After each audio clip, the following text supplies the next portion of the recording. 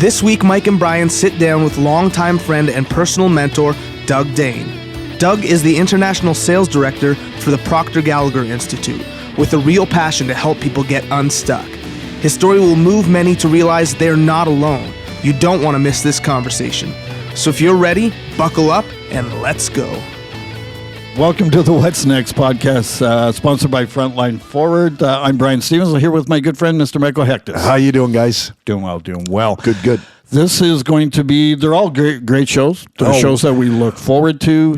Today's very special. Well, like I said, we've had over like 2,000 followers now. We've got a lot of people reaching out, thanking us for the stories because so many people sit in silence, and they're afraid that to step out and be judged, whatever else, and fear and shame are two of the things that people battle with a lot. Mm-hmm. And one of the things that I wanted to talk about with our good guest and my good friend, Mr. Doug Dane. How are you, buddy? Hi, Michael. How you doing? I'm doing well. You're sitting over there closer to him. I like that. I can be honest with you because we've been friends for a very long time, and you mean a lot to me. And when we first started talking about this podcast, well, you're the one who kind of poked and prodded me, and Bryan and I poked and prodded each other to do this thing. But you were one of the first people who said, Doug's got to be on this show.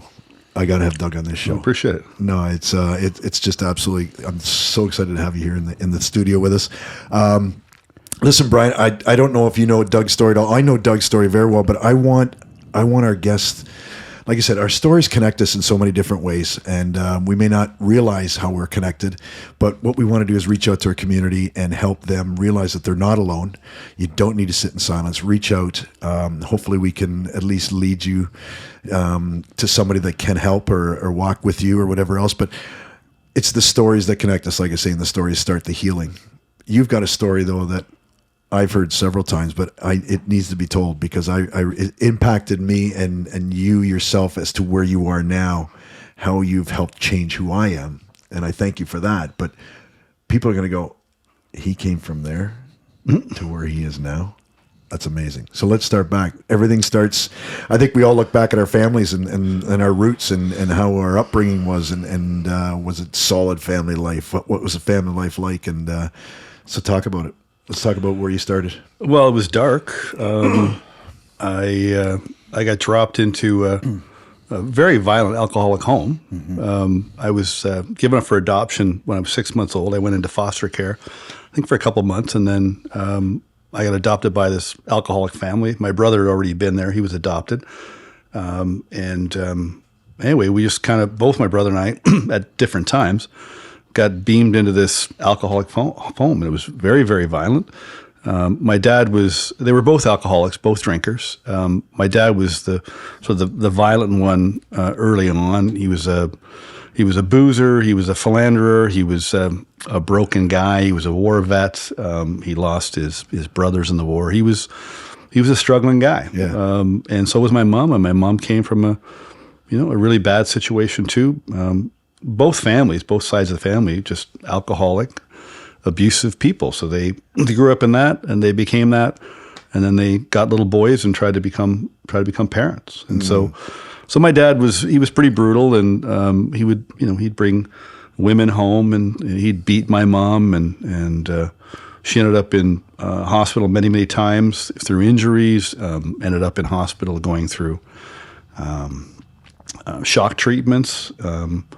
And that caused her to become more and more dark. So I think, when you're being abused, one of two things happen. I think you either you crumble and die potentially, literally, or you rise up and fight.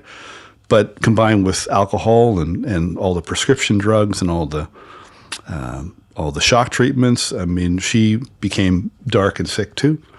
And so things kind of pivoted. I mean, if we had more time, we'd probably need about 10 podcasts to tell the whole story. I was just going to say, yeah. But if I try to do the Cole's notes, anyway, there was just a point where my dad was beating my mom, and the police arrived like they always did. And he got arrested. He got charged with assault. My mom had another breakdown, so she went to the hospital. And my brother and I were put onto Mennonite Farm foster care home for a couple of months during the summer. And that was a pivotal point for my father. He was charged and, went to court. And basically the deal was if he would quit drinking, he had an opportunity to return to his home. And I think that changed his mind. He didn't want to lose his sons. And so he did quit. He never drank again. And then they pick us up from the farm. We return home. My dad arrives, my mom arrives, and then it gets really dark because my mom's really sick at this point. And so my dad's he's kind of breaking down. He had arthritis and, struggled his whole life. And so then my mom becomes the violent one. And it got really, really nasty. We, of course, got hit and beat a lot. And it was just so distorted. It was insanity.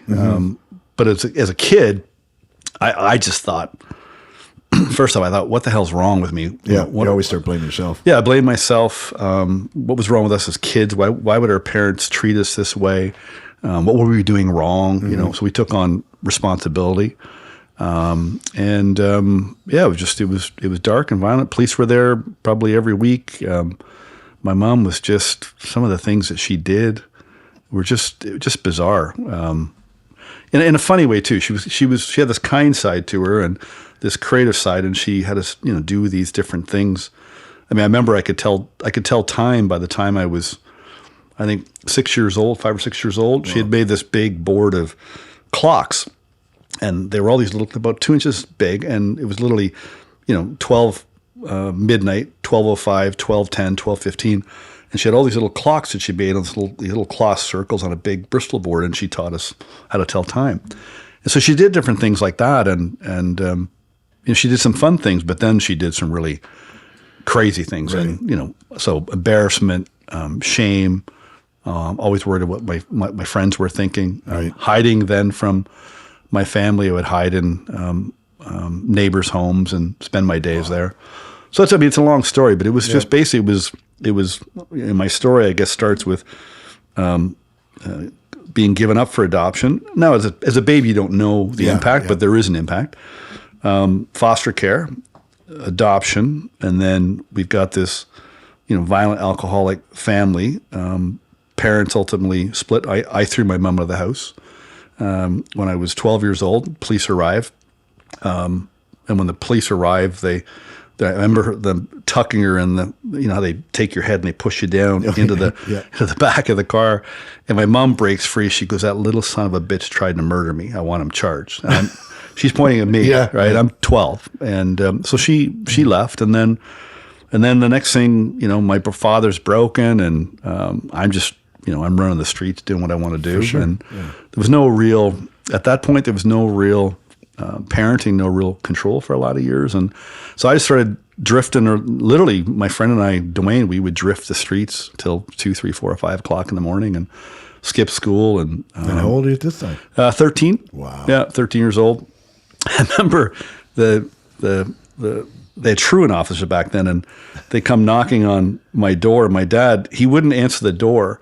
He would answer the door through the milk box. Our old homes had these milk boxes, right? A hole in the wall with a door on each side. And so if anybody came to the door, he'd open up the milk box door and he'd yell at them. He'd talk to them. And that's how anyway, they couldn't find me. And I was hanging around a Radio Shack store. Me and my buddy were into music. And next thing you know, we get invited to a party, and there's supposed to be lots of girls and booze, and I'm 13 now and looking forward to this, which was distorted. I didn't realize at the time. Anyway, it turned out it was just myself and my friend and this man. This man's wife was leaving the house for the night, and anyway, we just ended up getting engaged with this group of pedophiles, and so then it was 2 years of sexual abuse and being handed around by 4 different men. It was when it finally came out, there was 23 boys. I'm sure there were more, but in terms of charges and investigation, it was 4 men, 23 boys, Boy Scouts, and that ended with my kidnapping. At 15, we were in Prince Edward Island. It's a long story how that all happened, but basically, I'm in PEI, and then Halifax, and we hear on the radio, my friend Dane and I, that the RCMP are looking for this 15-year-old minor named Doug Dane that got kidnapped. So we didn't know what it was at the time. And again, that's a whole there's all these subplots that the kidnapping would be a podcast in itself. But and so I arrive home, and the police arrive, and they do their little investigation. They take you down to my basement and ask me a bunch of questions. They throw, photographs at me, and they wanted us, of course, to identify, other kids and other men. And then they just left, and I just kind of was in this basement all by myself, and really, scared, lost, ashamed, guilty, dirty. It was a bizarre time because it felt good physically, but it really ate away at me, my soul.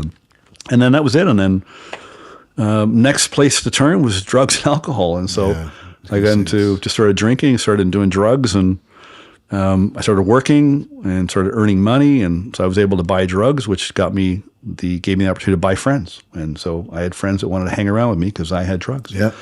And then the more stoned I got, the more paranoid I got, and the more self-loathing just exasperated itself, and it got darker and darker, and I just got more and more lost, and more judgmental towards myself, and harder on myself, but still, on the other hand, still finding my way. It was always something causing me to find my way, and so I just kept pursuing something. And then, I guess that's kind of that takes me up to 15 through 22. I was working in a factory. I wanted to get into business, and so I quit this factory job and started a couple of businesses. My dad passed, left some money from the sale of his house, and got into a couple of businesses. Got into business with one guy who turned out to be a real con artist.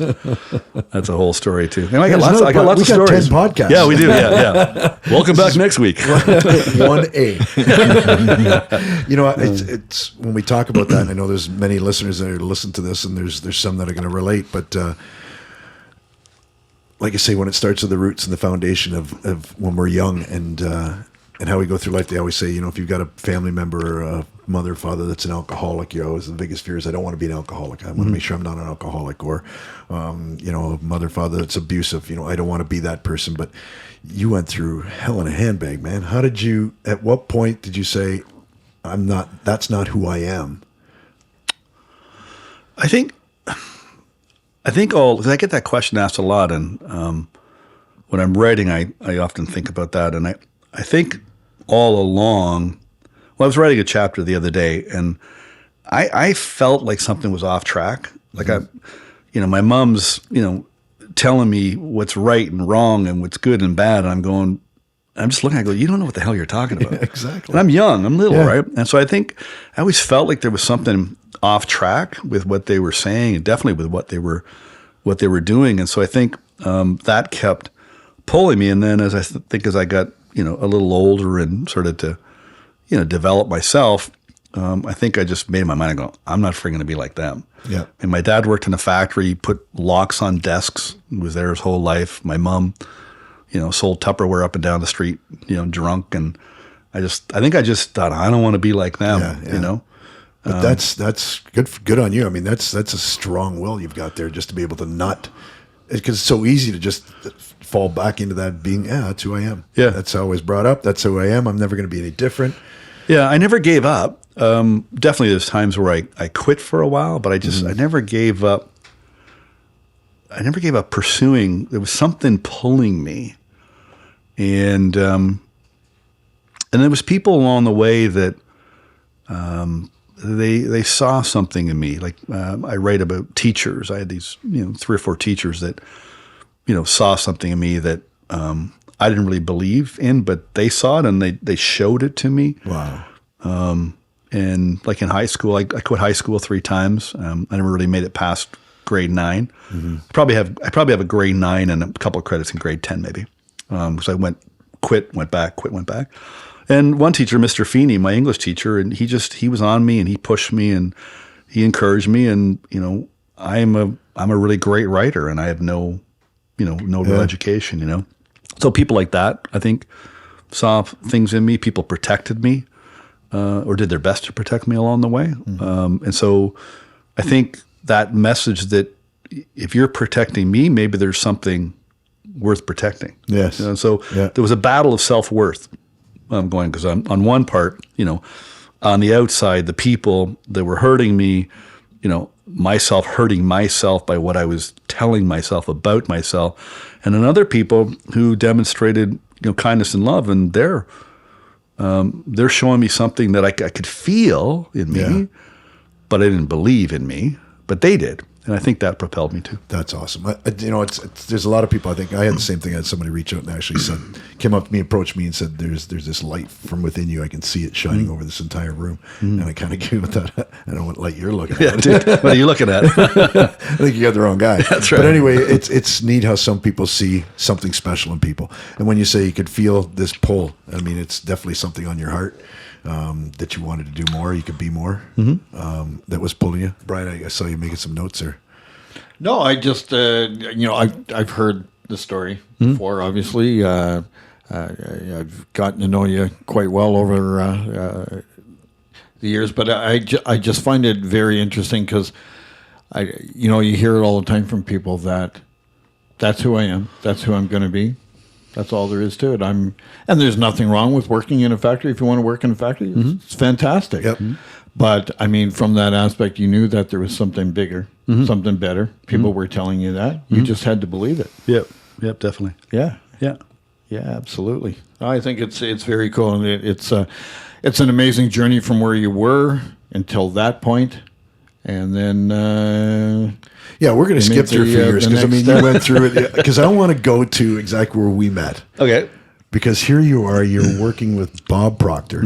And for those that don't know, go watch the movie The Secret. You'll know who Bob Proctor is. Guy in the tan suit. Yeah, the guy in the tan suit. Nobody can wear a tan suit like Bob. But I want to go back because I remember seeing the pictures of you on the stage. I remember the long hair and everything else. That's when I first met you. And how did you first meet Bob? And what is this? You were trying to search for yourself? How did you end up in the circle of Bob Proctor? Yeah, I was, another period of my life, season struggling again. And I was having coffee with a friend of mine, and we were talking, and she said, "Well, why don't you watch this DVD, I think it'll help you." So it was I remember it was a Friday morning, beautiful day. I went home, and for some reason, I put on The Secret. I don't even know what that DVD was. I never watched it. For some reason, I turned on Netflix and The Secret, and there's Bob Proctor, and he comes on the screen, and he's just got this powerful voice and way of talking. He's barking at me at the screen. And I remembered, so this was 2013, and I remembered, no, it was 2012, sorry. End of 2012.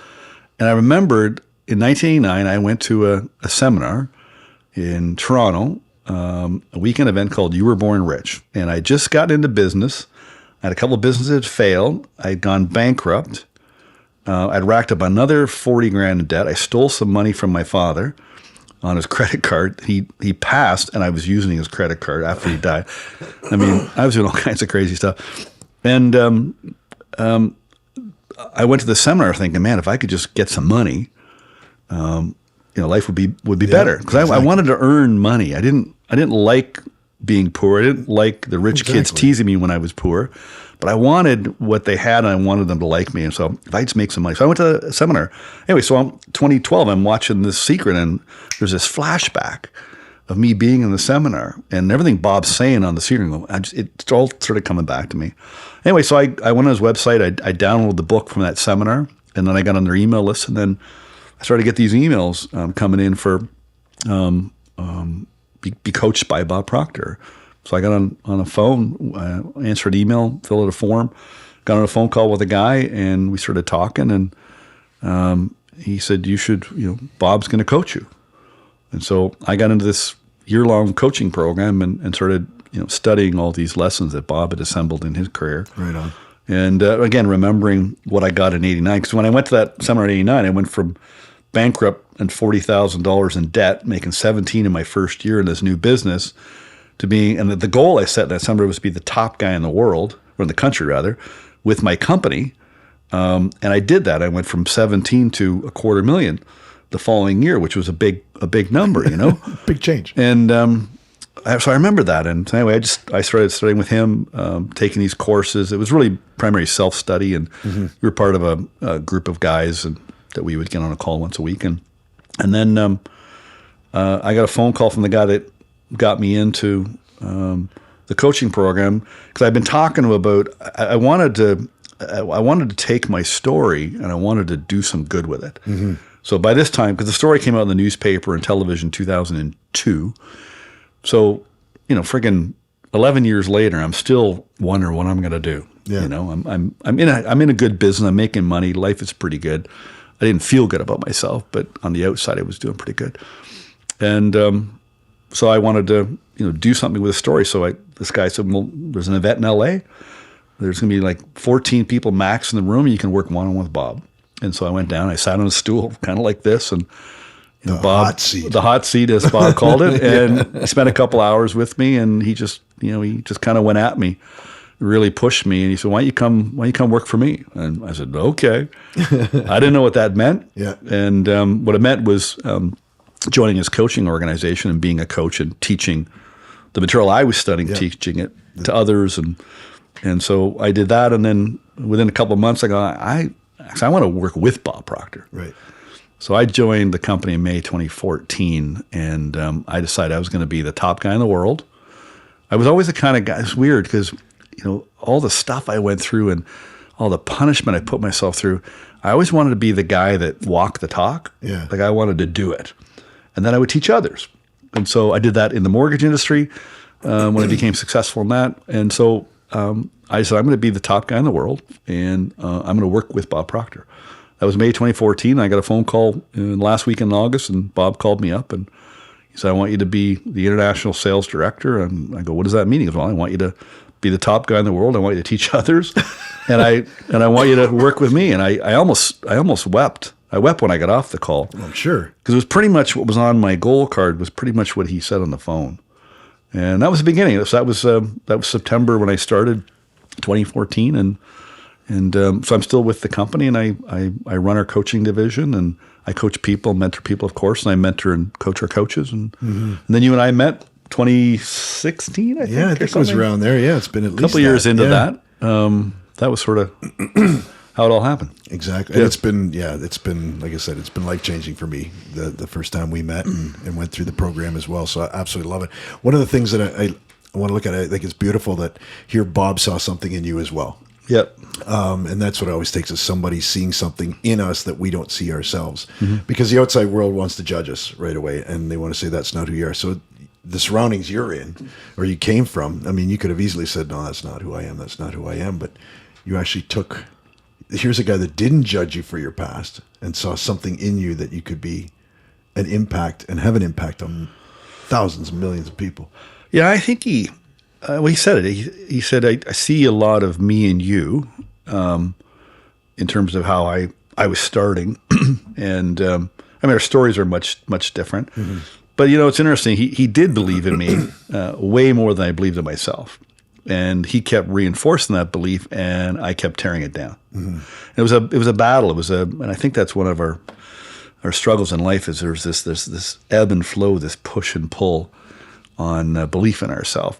And you're locked into believing your story because you've been living it, and you've got evidence, and you've made mistakes. You must be that guy. Yeah. And then somebody else says, no, this is what I see, and then you can feel it. Yeah. When somebody, when I talk to people, I have a gift now to see in people very quickly what they feel, but they don't believe. Yeah. And so he just kept pushing me, but he, in an interesting way.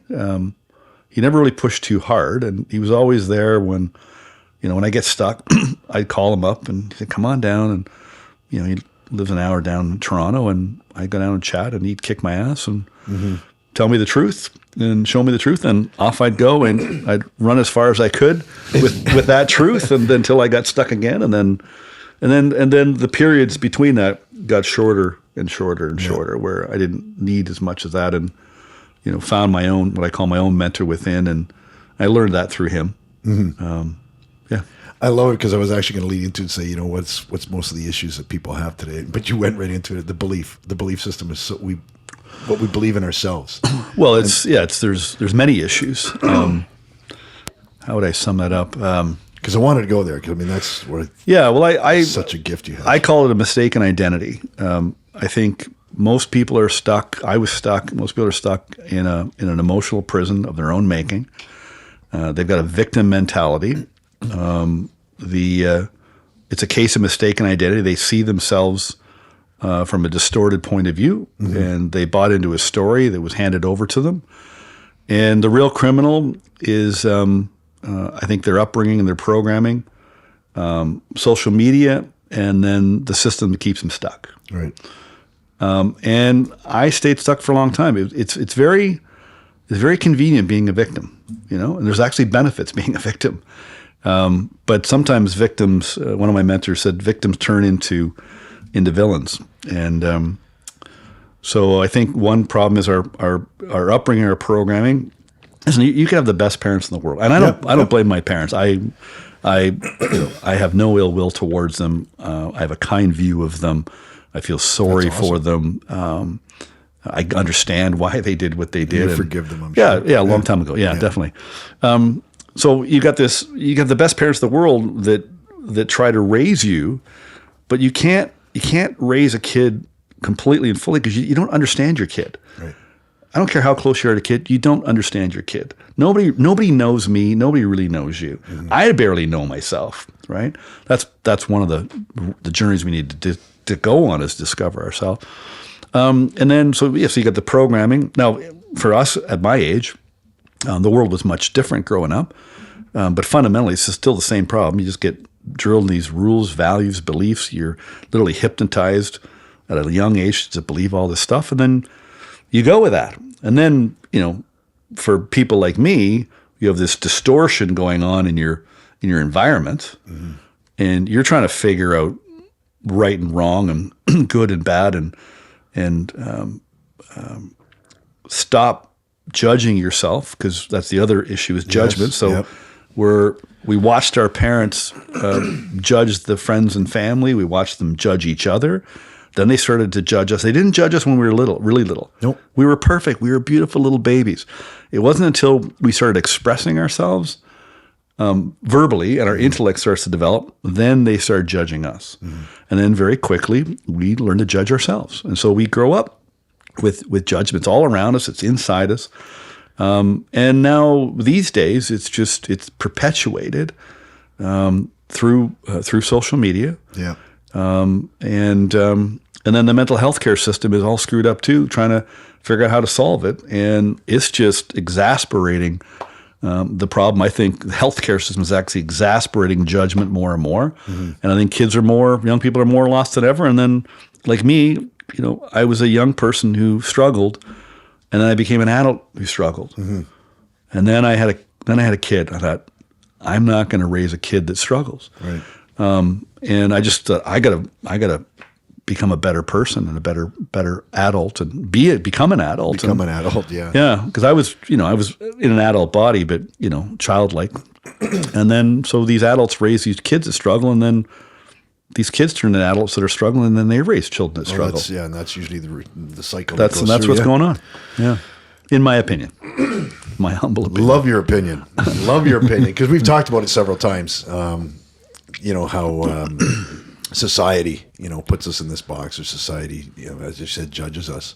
And I think that, right now they talk about this mental health issue with teens and everything else. And we've talked about, is it really a mental health issue, or is it just, oh, okay, yeah, I see. So I'm going to be like that too. Yeah, totally. No, that's exactly what it is.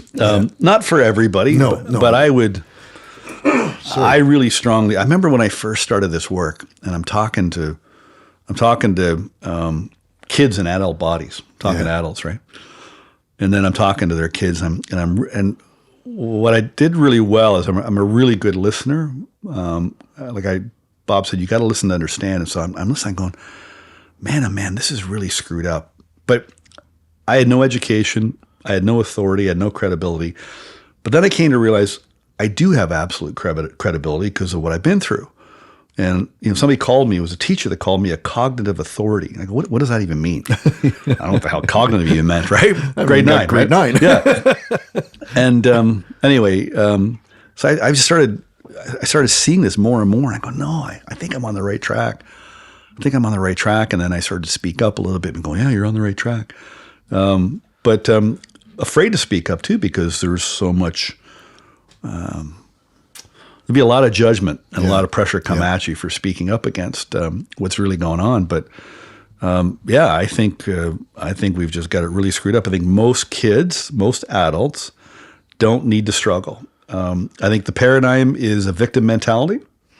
I think that there's a great author, Michael Singer, in a book I read of his. He said, we have this built-in fight or flight.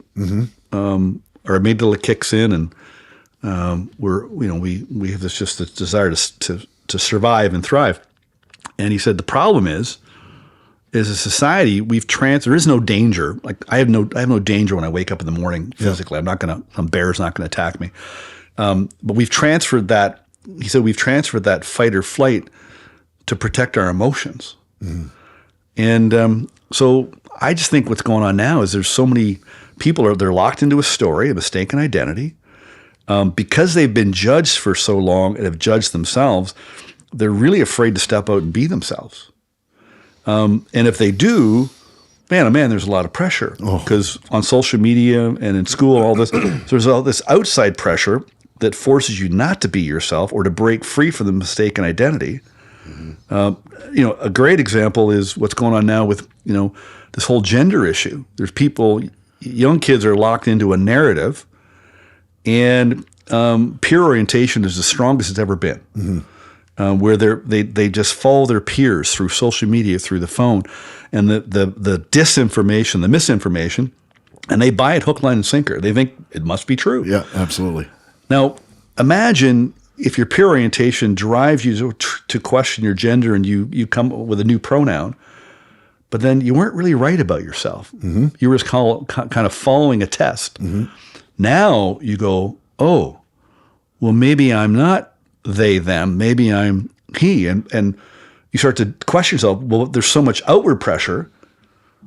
Like, who would want to show up and admit they were wrong about themselves? Right.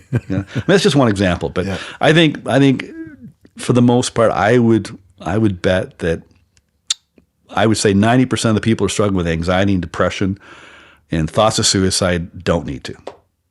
Because I did. Yeah. And what I learned to do was I just learned to understand, how my mind works and how it drives my brain and my nervous system and my physical body, and how that programming played into all my thinking that caused me to feel nervous, anxious, and depressed.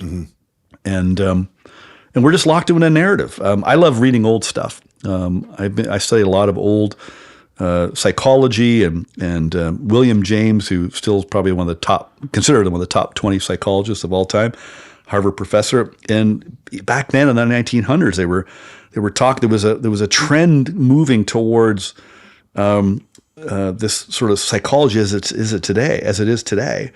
And then you get past the war, and there's commercialism pops up, pharma pops up, and the new world of pills and therapy, and in my mom's case, shock treatment shows up, and it's a paradigm. It's a system. It's gained so much momentum, and social media is now just fueling it and fueling it and fueling it. More and more. And most of the people are handing out pills don't know what the hell they're talking about. They don't. Exactly. They don't. Yeah. No, wow. And so I want to be a disruptor and just get people friggin' thinking, That's something Brian and I have talked about too with the podcast, is we want to disrupt the way people think. And you know what? You don't have to be stuck. Too many people they feel that they're stuck in this place. You're not stuck. What you need to do is you need to open up first off and forgive yourself, and then the healing will start. And let's say you're literally stuck in the mud, right? The only way you can know if you're stuck in the mud is if you're comparing yourself to something. It's kind of a silly example, but my car gets stuck in the mud.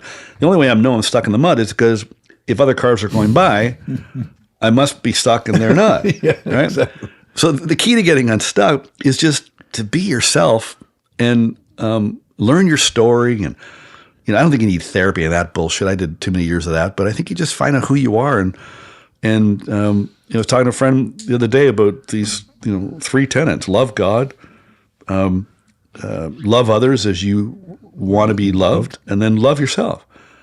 That's really freaking simple, But it's the world's so complicated, but it's not. But we want to make it complicated. Yeah. You know why we want to make it complicated? Because we like staying stuck. 'Cause we like the victim mentality. We like the victim mentality. That's right. That's exactly it. That's right. Well, and right now, what's going on in the 911 world, which is where I came from, and I'm still a big part of, is the whole thing of this designation labeling of PTSD, post-traumatic stress disorder. Mm-hmm.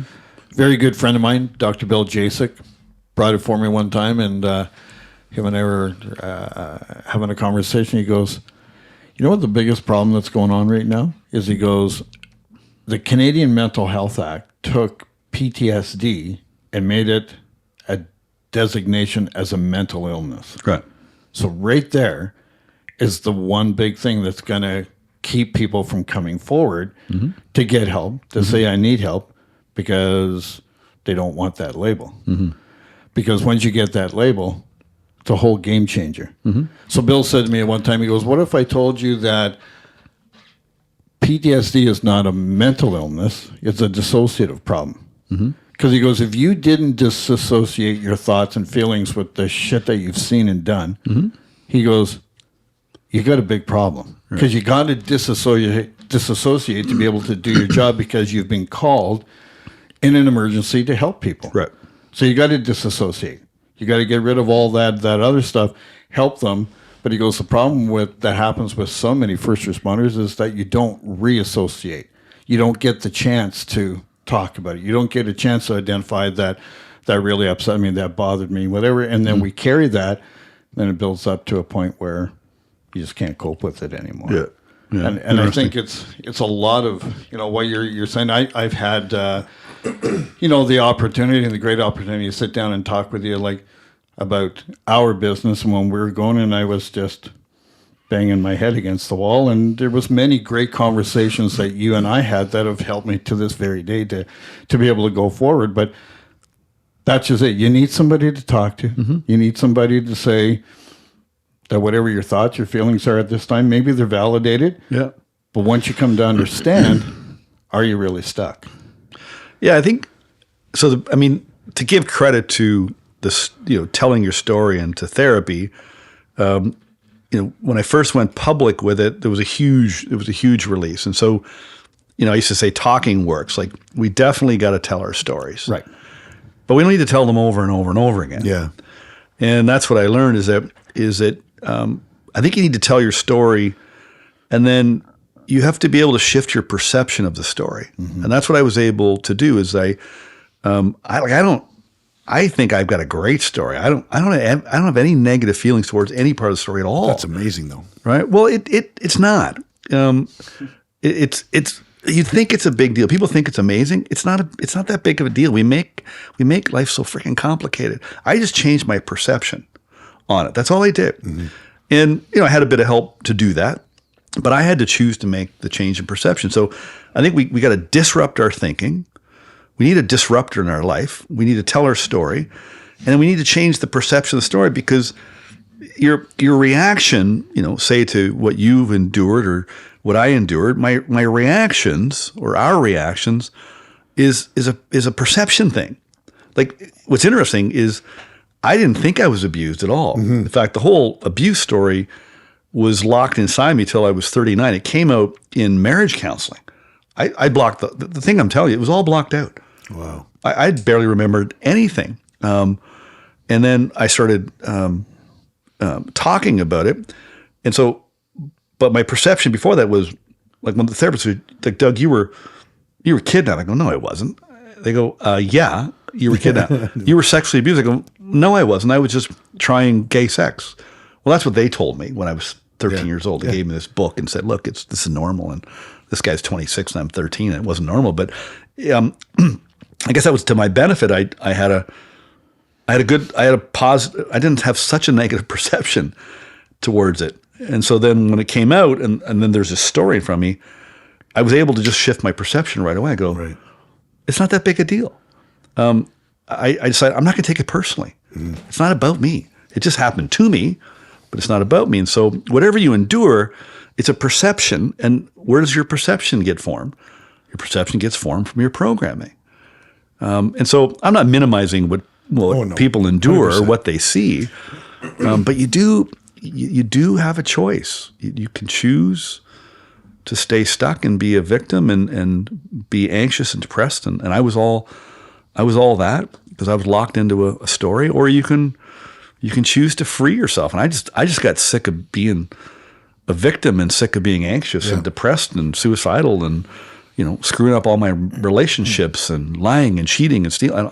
I just got sick of myself. And I was a bright enough guy to be successful in business. So I'm thinking, dude, you should change your approach. Well, you mentioned that, and I know we're running short on time here. We're going to have to, this is the first one of many. So the next one will be coming in. You'll be coming in from your condo in Manhattan. Nice. But I look at COVID, and as you know, being the extrovert that I am, I love being out there traveling, being with my clients, doing things, and the entertaining and everything else. And when COVID hit, I thought, holy mackerel! I went into this dark place, and I just didn't like who I was. I didn't like where I was. Didn't like who I was, and it was tough. And then all of a sudden, I realized that. No, reach inside. I started to do a lot more reading, started reading my scripture every day and everything as well. And all of a sudden I could feel my heart light up, and I thought, you know what? I don't need that. That's not who I am anyway. And I started to find out who I truly was. And absolutely, as we've always said, COVID is, it's had a terrible effect on a lot of people, but it was actually very good for me personally and for my family. I've become just in love with who I am and the circle of friends that I have. And I've let go of a lot of those friends. And, what I call friends, I haven't let go, but I mean, it's not part of my circle. My circle is very small now. And I absolutely love where I am. And I get up every day looking forward to who can I touch, who can I reach out and make their day special as well. And I haven't been able to get through to Brian yet, but that's okay. This has been the longest, quietest podcast ever. We've been going, oh, wow. Starting to judge myself here, going, holy crap. But Don't do that. No, Don't I've do never that. done that.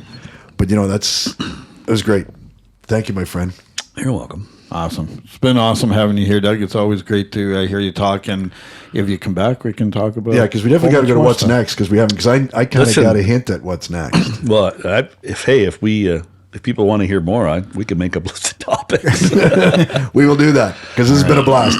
I thank you for being here. That was exactly where I wanted to start, because I knew there was going to be more than one, and we'll go from there. But thanks for hanging out with us. I appreciate it. Thank you, buddy. I appreciate you. Yeah. Okay, Guys, thanks for hanging out with us again tonight. You know where to find us on many different podcast channels out there. Brian? Sir, it's been a pleasure. Thoughts? Thank you. Okay. As always, thanks for hanging out with us. Be safe out there, and peace. We're out of here.